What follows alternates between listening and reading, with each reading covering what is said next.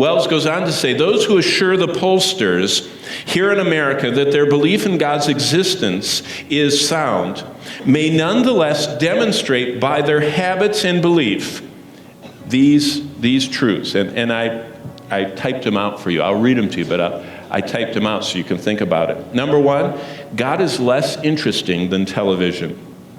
Now what he's talking about is the pollsters go out and say, are you a Christian? Yes. Then they poll them as to where does the Bible fit in relation to your media consumption. And what you find is, no matter though they say they're a Christian, God is less interesting than television.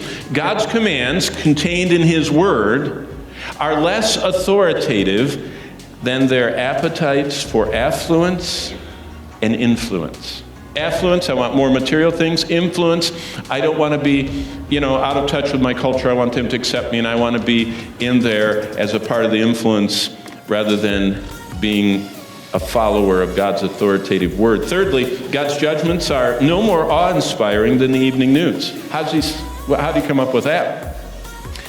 That people are more drawn to watching over and over again as the news cycle goes, whatever's going on, right now in the Ukraine or previous to that at the Olympics before it was interrupted, or what's starting to erupt in Venezuela, or the old news, which is Syria.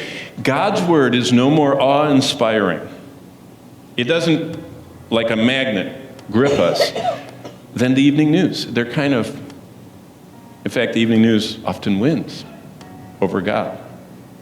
And finally, he said, God's truth is less compelling than the advertiser's sweet fog of flattery and lies. That's weightlessness. It's a condition we have assigned God to after having nudged him out to the periphery of our secularized lives. See, we were called to have God-centric lives. But God has been nudged out as the core of our lives become secularized. You know what that means? That means that we see a difference between our church life and our real world life. But for a believer, there's no difference between the sacred and the secular. It's all merged together into one life we live for the glory of God.